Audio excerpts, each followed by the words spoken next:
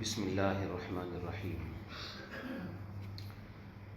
نحمده ونصلی ونسلم علی حبیبہ الکریم اما بعد فاعوذ باللہ من الشیطان الرجیم بسم اللہ الرحمن الرحیم وَيَسْأَلُونَكَ عَنِ الْأَهِلَّةِ قُلْ هِيَ مَوَاقِيتُ لِلنَّاسِ وَالْحَجِّ صدق اللہ العظیم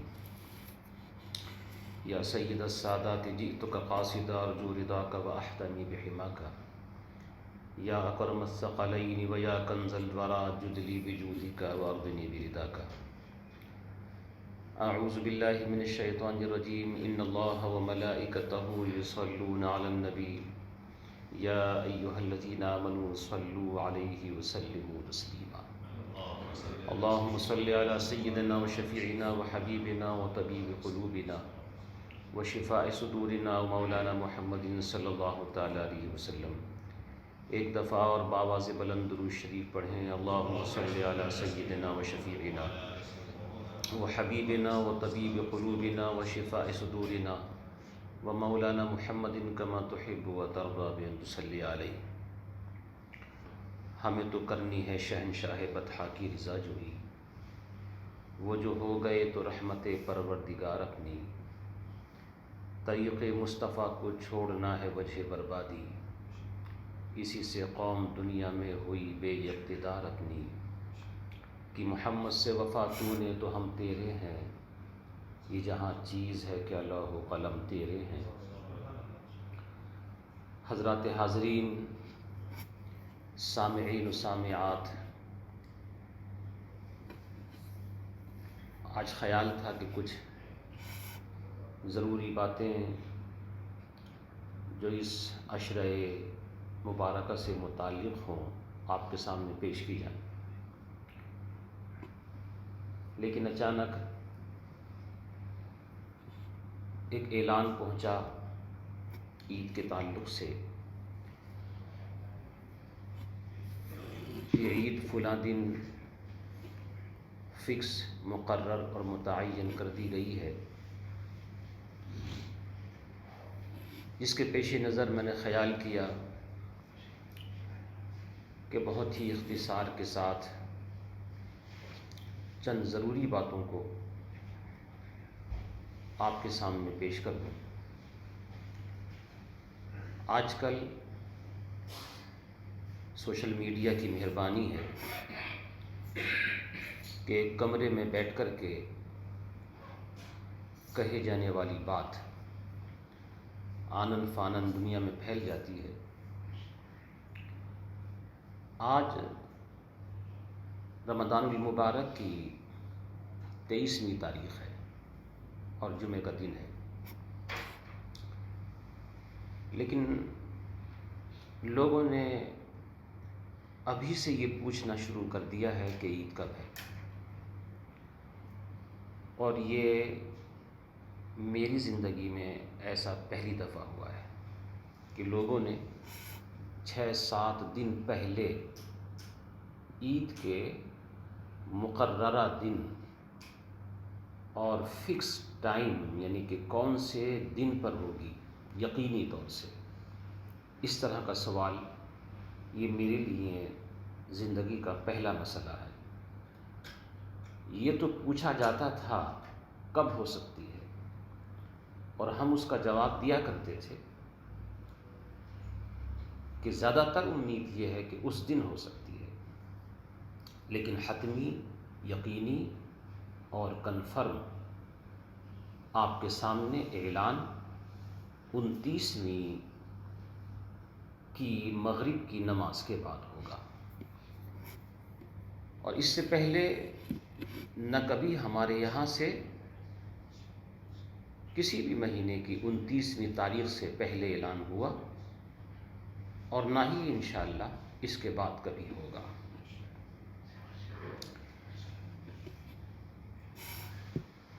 حضرات کرام، اس کی ایک وجہ جو لوگ پوچھ رہے ہیں کہ عید جمعے کو ہوگی آپ کے یہاں یا سیٹرڈے کو، اس کی وجہ ایک ہمارے صاحب کی مہربانی ہے، برمنگھام سے انہوں نے اعلان کر دیا ہے کہ عید جمعے کو ہوگی اور جماعت کا ٹائم یہ ہے۔ ان صاحب کو آپ کی چھٹیوں کی فکر آپ سے زیادہ ہے۔ وہ یہ چاہتے ہیں کہ آپ کی چھٹیاں آسانی سے ہو جائیں، عوام، آپ حضرات سب آپ کے لیے پارک میں گھومنے کا ٹائم، سویاں چاول کھانے کا ٹائم، کیک کاٹنے کے ٹائم میں دقت نہیں آنی چاہیے۔ بھلے سے شریعت مطہرہ کے اصول کو بدل دیا جائے، اس میں کوئی بات نہیں ہے، لیکن آپ کو پریشانی نہیں ہونی چاہیے، یہ ان کا اپنا کہنا ہے۔ حالانکہ اس کی اور وجہ بھی ہو سکتی ہے جو ظاہر نہیں کی جاتی ہے۔ مگر یہ دوستو اس بات کا ہمیشہ خیال رکھیے گا، جو میں نے ابھی شعر پڑھا وہ بالکل حق اور سچ ہے کہ طریق مصطفیٰ کو چھوڑنا ہے وجہ بربادی، اسی سے قوم دنیا میں ہوئی بے اقتدار اپنی۔ نبی کریم صلی اللہ تعالی علیہ وسلم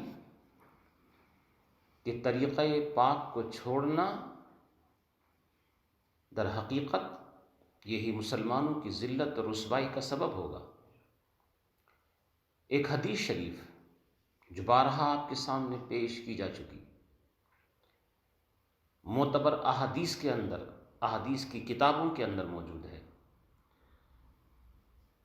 علماء تو علماء، عوام تک کو وہ یاد ہے جو پڑھے لکھے ہیں، مذہبی فکر رکھتے ہیں۔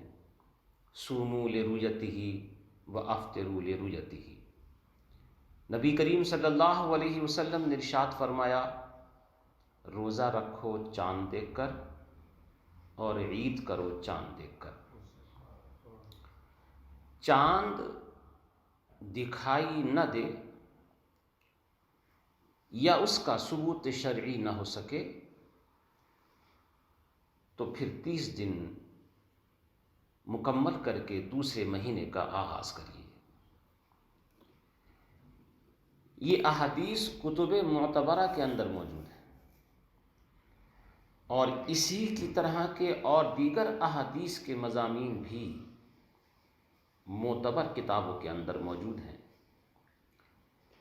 حضور صلی اللہ تعالی علیہ وآلہ وصحبہ وبارک وسلم خود چاند دیکھنے کا اہتمام فرماتے اور صحابہ کرام کو بھی اس کی ترغیب دیا کرتے۔ ہمارے فقہاء نے ذکر کیا ہے، اٹھا کر دیکھیے فتاوی رضویہ، امام اہل سنت اعلی حضرت فاضل بریلوی علیہ رحمت و رضوان نے صراحت سے تذکرہ فرمایا ہے کہ 5 مہینوں کا چاند دیکھنا واجب کفایہ ہے، اور اس کی بھی وجہ بھی بتائی جاتی ہے، اور ان میں سے یہ بھی ہے، یعنی رمضان بھی اور شوال بھی۔ یہ سنت نبویہ جو قولی بھی ہے اور عملی بھی، حضور صلی اللہ علیہ وسلم نے اس کے بارے میں ترغیب بھی دلائی اور کر کے بھی دکھایا۔ اس کے اوپر عمل صحابہ کرام نے کیا، اس سنت نبویہ کے اوپر عمل تابعین کرام نے کیا، اس سنت نبویہ کے اوپر عمل تبع تابعین کرام نے کیا، ائمہ مجتہدین نے کیا، فقہائے دین متین نے کیا، اغواث ہوں یا اقطاب، اوتاد ہوں یا دیگر اولیاء کاملین، سب نے اس سنت مبارکہ کے اوپر عمل کیا، اور 1400 سال سے زیادہ کا عرصہ گزر جانے کے بعد بھی آج بھی علماء اہل سنت دنیا کے ہر کونے کے اندر اس سنت نبویہ کے اوپر عمل کرتے ہیں۔ چاند کے دیکھے جانے کا مطلب یہ ہے کہ چاند دیکھ جائے یا دیکھے جانے کی شرعی شہادت گزر جائے، یا بطور استفاضہ خبر یہ ثابت ہو جائے کہ چاند ہو چکا ہے، تو پھر روزہ رکھنا یا عید کرنا جائز اور درست ہو جاتا ہے، اور روزے کا بھی آغاز ہو جانا چاہیے اور عید کا بھی۔ چاند دکھائی تو جب دے گا نا کہ جب دیکھے جانے کے حصے میں ہو، یعنی امکان ہو کہ اس کو دیکھا جا سکتا ہے۔ کم سے کم اتنا تو آپ آج کی اس علم کی روشنی میں سمجھ سکتے ہیں۔ یہ خیال رہے کہ شریعت مطہرہ علم توقیت، علم افلاک، علم حیت یا آبزرویٹری کے خلاف نہیں ہے۔ بات صرف اتنی ہے کہ آبزرویٹری یا علم توقیت یا علم حیت یا علم افلاک پر شریعت مطہرہ اپنی بنیاد نہیں رکھتی۔ ہیلپر، معاون، مددگار ہونے کے اعتبار سے اس کو مانتی ہے، اور وہ اس کے خلاف نہیں ہے۔ کیوں خلاف ہوگا جب شریعت مطہرہ نے اس سے روکا نہیں ہے؟ تو آپ آبزرویٹری کے رپورٹ کے اعتبار سے یہ تو بتا سکتے ہیں کہ چاند اس دن دیکھا جانا ممکن ہے، لیکن دیکھا ہے یا نہیں یہ تو اس وقت پتہ چلے گا نا جب 29ویں کی شب ہوگی، مغرب کی نماز کے بعد۔ اگر بارش ہو رہی ہے، کلاؤڈنگ ہے، بادل چھائے ہوئے ہیں، چاہے کیٹیگری 1 کے اندر ہو، پھر بھی دکھائی نہیں دے گا۔ تو ایک ہے امکان رویت کا اور ایک ہے عملی طور سے دیکھا جانا۔ شریعت مطہرہ نے دیکھے جانے کے اوپر، دیکھنے کے اوپر روزے کا اور رمضان کا دار و مدار مقرر فرمایا ہے۔ اب آپ یہ دیکھیں، جیسے میں نے اس بات کا ذکر ابھی کیا کہ یہ سنت متوارثہ صحابہ کرام کے زمانے سے لے کر کے آج تک، اور بادشاہان اسلام تو بڑے کر و فر کے ساتھ اور بہت ہی اہتمام کے ساتھ چاند دیکھنے کا اہتمام کیا کرتے تھے، خاص طور سے عید کا۔ یہ تمام تر بڑے بڑے فقہا، مدبرین، شاید آپ کو یہ معلوم ہو یا نہ ہو تو معلوم ہو جانا چاہیے کہ یہ آبزرویٹری وغیرہ علم کے ایجاد کرنے والے مسلمان ہیں، اور ہمارے فقہا نے اس میں ایک سے ایک بڑھ کر کے کام کر کے دکھایا ہے۔ میں نے علماء کرام کی اسی طرح کی ایک میٹنگ کے اندر، جس میں بہت بڑے بڑے علماء تشریف فرما تھے، صرف ایک بات پوچھی تھی اور کہا تھا، جو یہ دلیلیں دے رہے تھے کہ آبزرویٹری کس طرح سے کام کرتی ہے۔ میں نے کہا آپ سب لائق احترام ہیں، لائق تعظیم ہیں، مگر مجھے یہ بتائیے آج کی آپ کی آبزرویٹری کے اندر کون سی ایسی تحقیق ہے، یا آج کے علم توقیت یا علم حیت و علم افلاک کے اندر آپ کے پاس کون سی ایسی تحقیق ہے، آپ مجھے بتائیں، جو اب سے 100 سوا سو سال پہلے امام احمد رضا فاضل بریلوی کے پاس نہیں تھی۔ آپ مجھے یہ بتائیں۔ آپ فتاوی رضویہ اٹھا کر کے دیکھیں، اس میں آپ کو صراحت سے یہ ملے گا، وہ فرماتے ہوئے ملیں گے آپ کو کہ ہمیں اپنے علم کی روشنی میں یہ یقین سے معلوم ہے کہ چاند فلاں دن دکھائی دے گا۔ اب دیکھو کتنا بھاری جملہ بول رہے ہیں وہ کون کہہ رہا ہے؟ جو 50 سے زیادہ علوم و فنون کے اوپر مہارت رکھتے ہیں، جو اپنے زمانے کے مفسر بھی ہیں، محدث بھی ہیں، فقیہ عظیم بھی ہیں، ہزاروں فتاوا انہوں نے تحریر فرمائے ہیں، نایاب علوم کے اندر بھی مہارت تامہ رکھتے ہیں۔ وہ اتنا بھاری جملہ بولتے ہیں کہ ہمیں اپنے علم کے اعتبار سے یہ یقین ہے کہ ہمارا علم یہ بتاتا ہے کہ چاند فلاں دن دکھائی دے گا، لیکن پھر بھی ہم اعلان تو جب کریں گے جب دیکھ جائے گا،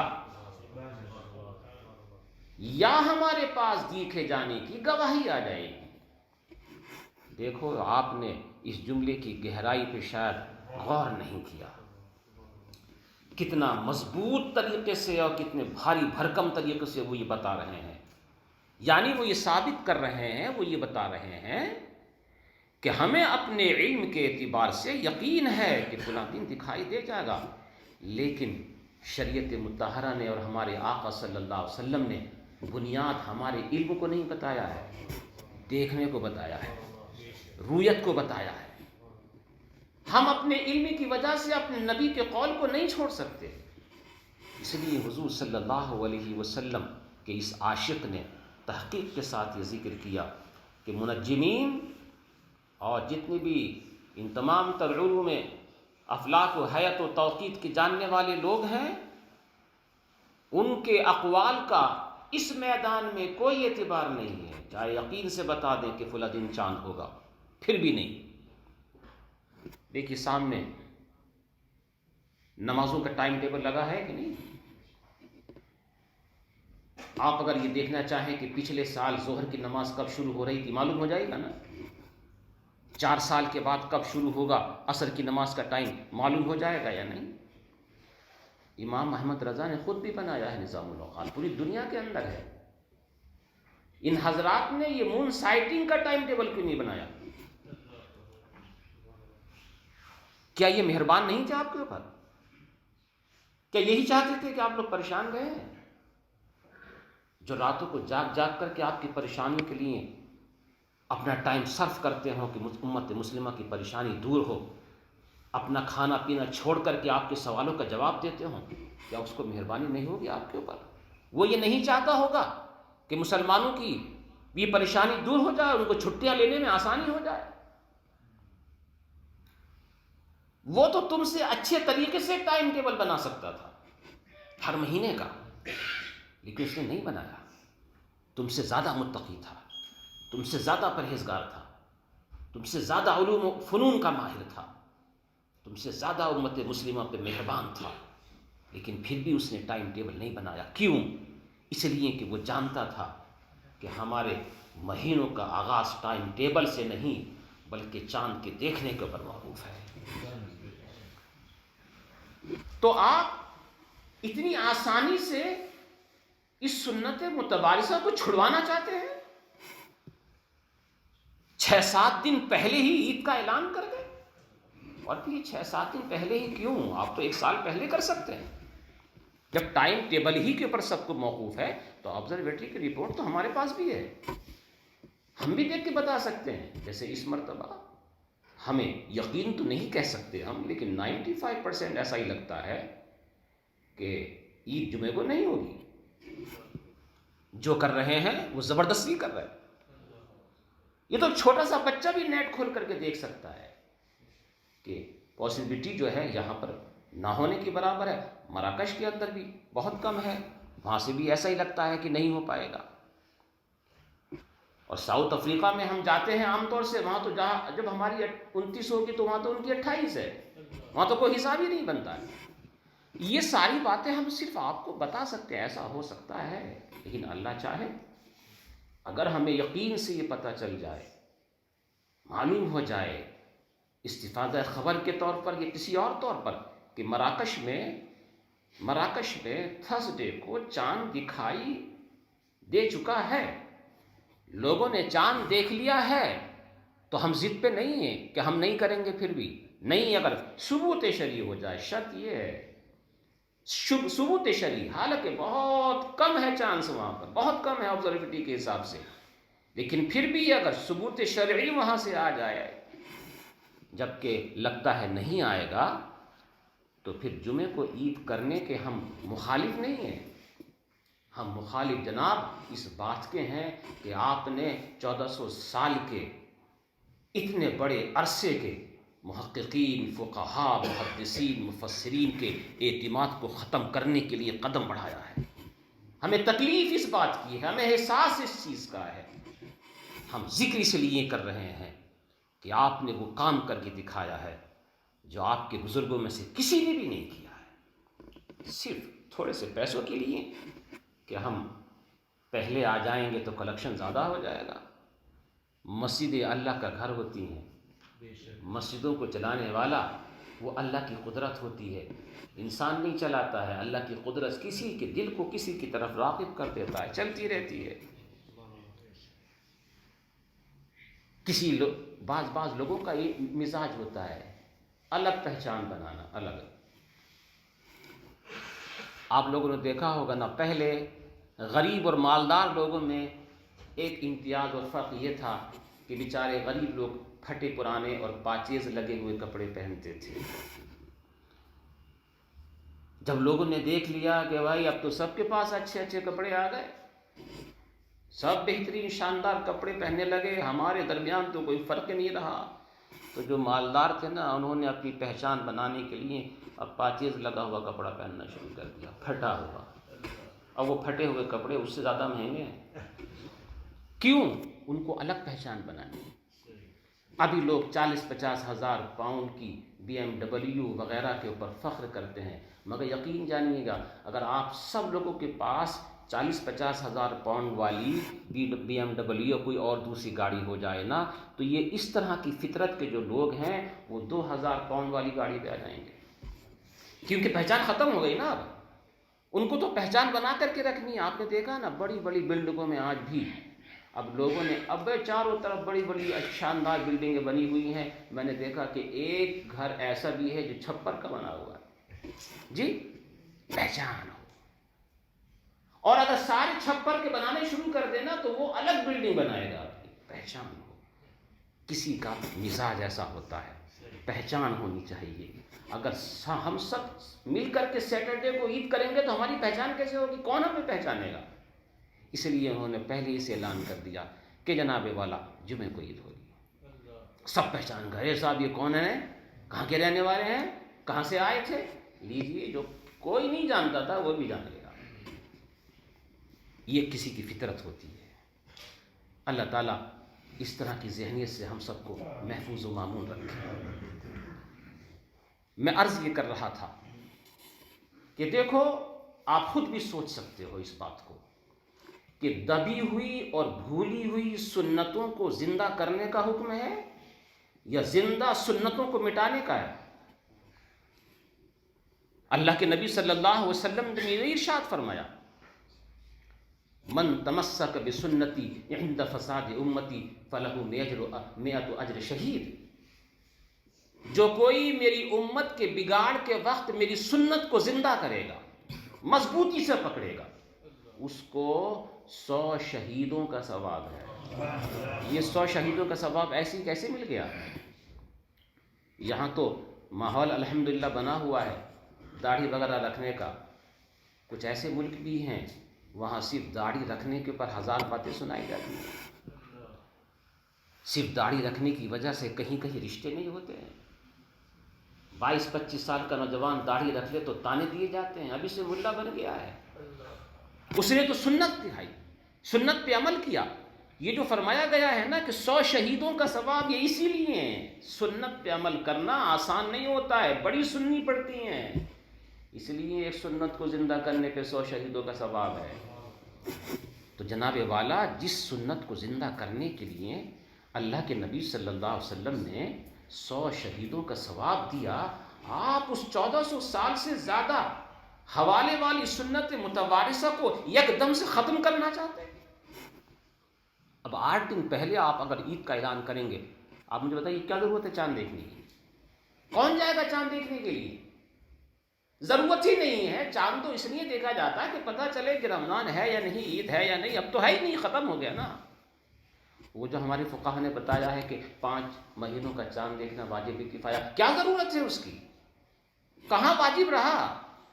ہے ہی نہیں، آپ نے تو ایک دم سے ختم کر دیا اس کو. تو جس کے اوپر ہمارے فقہا بزرگان دین سارے لوگ عمل کرتے چلے آئے ہیں، آپ نے ایک جملے میں اسے ختم کر دیا. آسانی کے لیے آپ کی پریشانی نہ ہونی چاہیے. اگر عوام کی آسانی دیکھیں گے نا جناب والا، بہت کچھ بدلنا پڑے گا آپ کو. لوگوں کو تو اب 20 رکعت نماز پڑھنے میں بھی پریشانی ہونے لگی تراویح کی. آپ اعلان کر دیجیے 8 ہے کل سے، دیکھیے. اور کل کو 8 کر دیں گے نا تو پھر سوچیں گے 2 ہو جائیں تو اچھا ہے.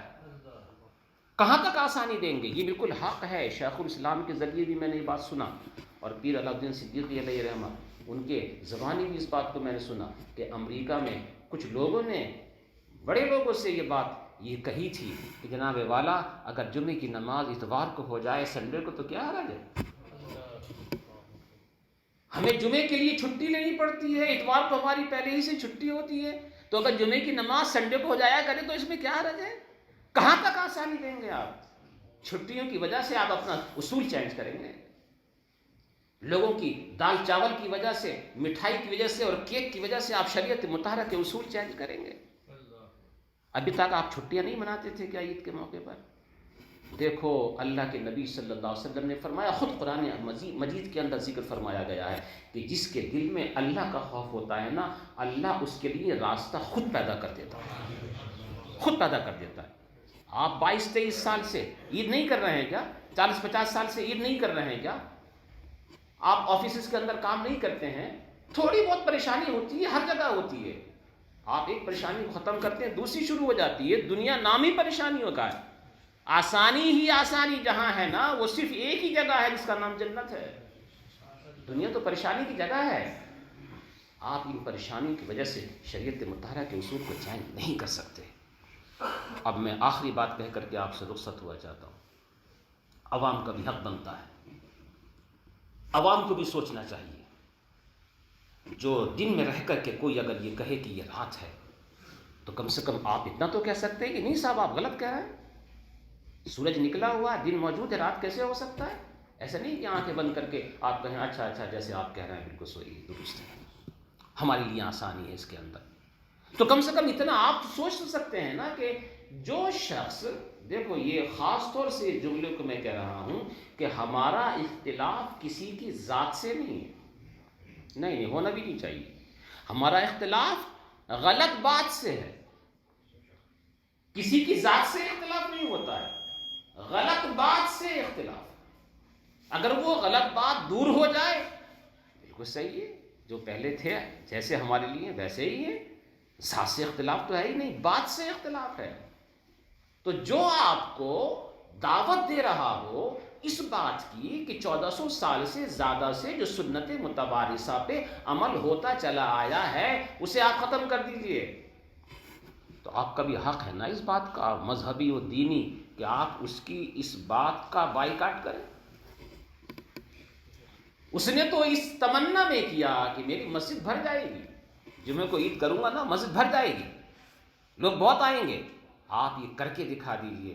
نہیں جناب والا، مسلمان ابھی اتنے مرے نہیں ہیں، اتنے گئے گزرے نہیں ہوئے ہیں، ان کا وقار، ان کی حمیت اتنی ختم نہیں ہوئی ہے کہ وہ اپنے نبی کی سنت کو ایک دم سے اپنے ہی سامنے، اپنی آنکھوں کے سامنے ختم کرنے کے لیے کوشش کریں اور اس کا ساتھ دیں کہ جو اس کی دعوت دیتا ہے. کم سے کم اتنا تو کر سکتے ہیں کہ اس کی اس بات کا بائیکاٹ کریں کہ نہیں جناب آپ نے مسجد بھرنے کی بات کہی تھی نا، ہم جائیں گے ہی نہیں، ہم نہیں جائیں گے. ہمیں تکلیف ہے اس بات سے کہ آپ نے اپنے بزرگوں کے خلاف کیا ہے، آپ نے اپنے اسلاف کے خلاف کیا ہے، آپ نے شریعت مطہرہ کی اصول کے خلاف کیا ہے.